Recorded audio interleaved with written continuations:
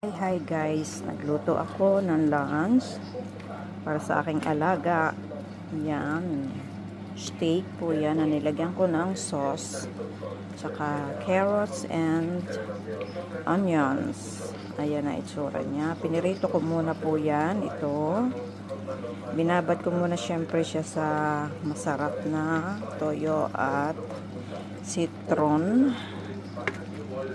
Tapos, siyempre, asin at paminta at pabrika. Binabad ko muna siya ng ilang minuto. Tapos, pinirito ko siya. Pati yung carrots, pinirito ko muna yan. Tapos, nagawa ako ng sauce. Hindi ko yung pinakita sa inyo ng isa-isa kasi wala akong time mag-isa-isa ng video. Tapos, yan na ang ulam niya. Patatas. Subi ima. Palaging patatas. Ayan, pwede na siyang kumain. Parang beef steak siya guys, pero nagawa ko extra ng sauce.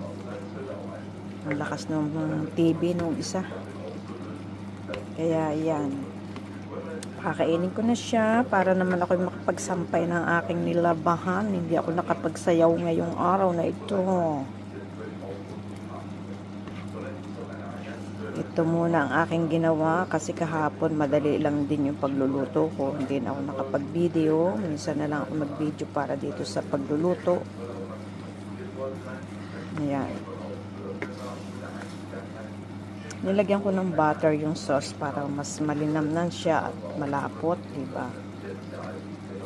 Luto na yung karne na yan kasi pinirito ko na yan isa-isa. Pati yung carrots pinirito ko muna yan. So, ayan.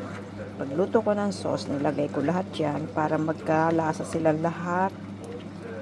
Yan, malinamnam na po yan, guys. So, ayan lang po. Maghahain na ako doon sa isa kasi kakain na. Guys, nilagyan ko na siya sa kanyang plato. Ayan.